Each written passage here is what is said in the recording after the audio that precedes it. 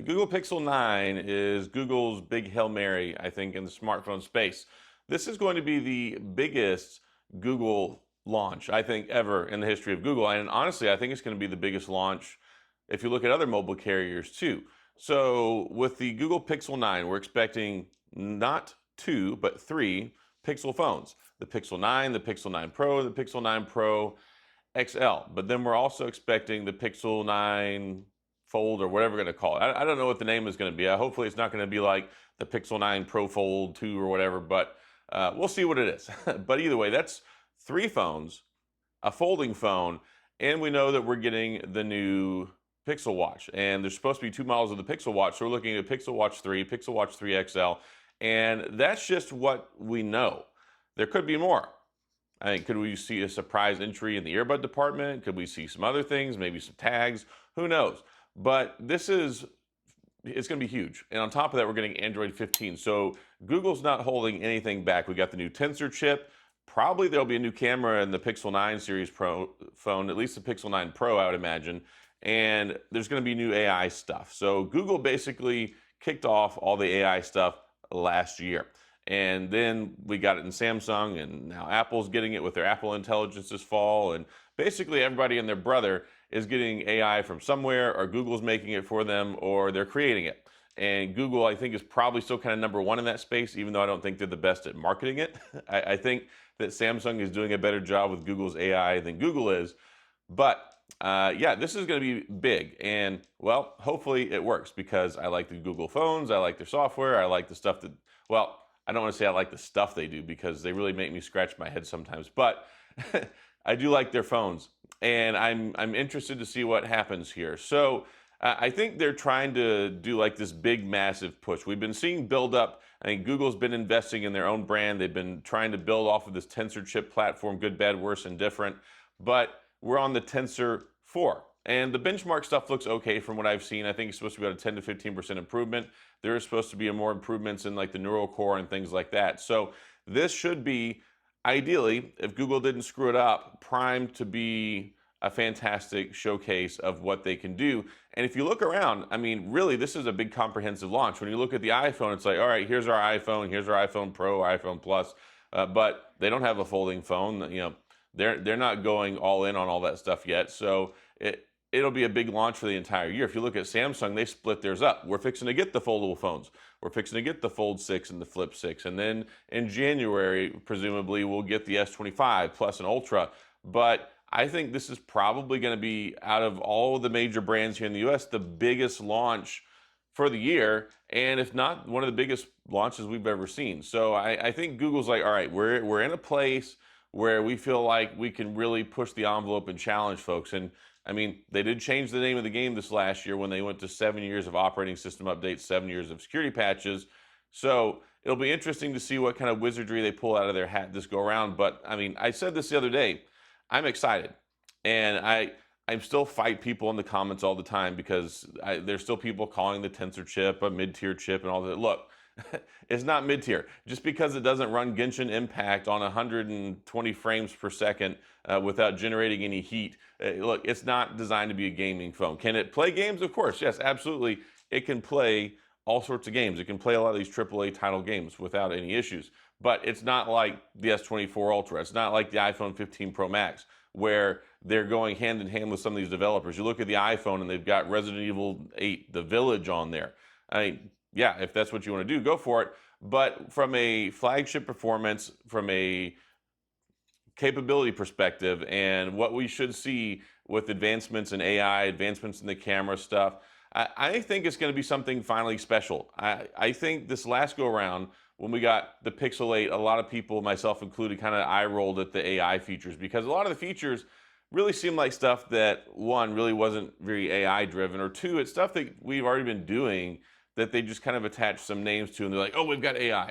So the big push this last year, most people, when they thought about AI, it was all Chat GPT, it was all generative AI, you know, let me type this in and it'll create it. And we just didn't really get much of that from any platform. We got kind of promises, we got our toes dipped in the water in some places, but I think finally this year, as we've got basically everybody's had a whole year to work on their architecture, a whole year to work on the hardware they're putting into these things and also on the software side. I think Google is going to lead the way with this one, and we're going to see some exciting stuff that comes out of this, especially with the phones. And I'm most excited about the Pro phone. I've talked about this previously. You can go ahead and tune me out at this point if you don't want to hear about it. But I love the idea of a Pro Series phone in a smaller form factor. Like, the big screens and all that stuff is great, but here's the thing. Typically, when you take a look at a lot of these phones, if you want to get the best of the best with all the cameras, all the bells and whistles, you got to get the bigger phone. And I don't like to have the massively gigantic bigger phone. Now, yeah, I love the S24 Ultra. It's fantastic. But I wish there was an S24 Ultra, like normal mode, like a normal size one with like a 6.4-inch screen, 6.3. That would make me immensely happy. It's hard for me to hold a lot of those big phones. They're bulky, they hang out of your pocket, they're heavy. So I really applaud Google for going after this, because it really finally gives us an alternative if somebody was looking at the iPhone Pro series. So the iPhone's been doing this for a while, and it's one of the things I've liked about Apple, because in their device strategy, they have the Pro and they have the Pro Max. And I always like the Pro. But the problem is the battery life is usually pretty sucky, especially when it comes to the iPhone. I bought both phones on launch this last go around. I bought the 15 Pro and the 15 Pro Max, and I took them home. I used the Pro first, and I was in love with it. I love the form factor, loved the size, loved all the capabilities, and then it was dead like 4 hours later of screen on time usage. So I really feel like I need about 6 hours of screen on time per day. Some people look at that and eye roll. Some people look at that and nod in agreement. It just depends on everybody's usage. But when you throw that Pro moniker on a phone, I think in a lot of ways it does step up into the professional category. I use my phone for a living. I make videos for a living. I use my iPhone to make my videos for a living. I have to respond to a lot of social media stuff, Twitter, comment replies on videos. And I spend probably an hour or so a day replying to comments. So yeah, I have to have that screen on time. Do you? Maybe not necessarily, but I'm really excited to see how it will work out in this smaller package with the Pixel 9 Pro. So I'm excited about that. I'm excited to see what happens, and hopefully we don't have any hiccups. I've been very against launching the phone and the OS at the same time since the Pixel 6, and we had all the terrible debacle with the Pixel 6 and with, what was it, Android 12 at the time. It didn't work out very well, and we had a lot of problems. So I'm curious to see how this pans out. I hope it goes smoothly. The Pixel 8 launch I thought was pretty good. We didn't have a whole lot of issues there. So the Tensor platform is a little bit more mature. We had a lot of issues when we came over from the Qualcomm Snapdragon to the Tensor, because things just didn't run exactly the same. Like, you got to program and optimize for this different chip and architecture and all that stuff. So we'll see how things go. I'm sure I'll still be fighting with people in the comments about the Tensor chip, but luckily, hopefully this will be the last year we have to do this, because it has the Samsung name attached to it. Samsung manufactures the Tensor chip. So no, it is not an Exynos chip. It is a Tensor chip, and we'll go around the tree on this one. But yeah, next year they're switching to TSMC, which should change the name of the game, and TSMC does make a lot better chips than Samsung. So this, I think, is kind of priming us for hopefully some Google excellence. It'd be nice to get into this golden era where we get at least a couple of years where they're really making some advances, really showcasing what they can do, and giving us the best hardware that they possibly can. So that's all I got in this video. I'm still here in Chicago. Honestly, this setting right here looks pretty darn good. I got to say, though, kind of irritated yesterday. Somebody left a comment talking about how badly the audio quality was, which I thought it was fine.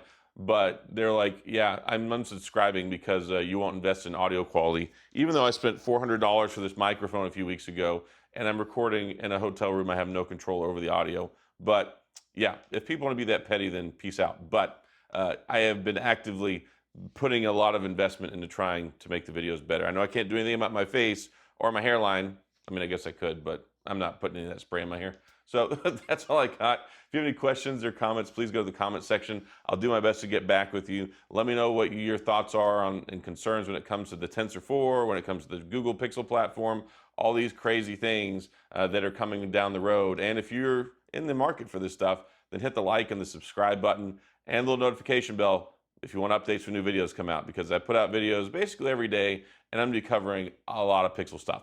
So that's all I got. Have a wonderful weekend, and as always, thanks for being here. I appreciate you watching, and I'll see you guys next time.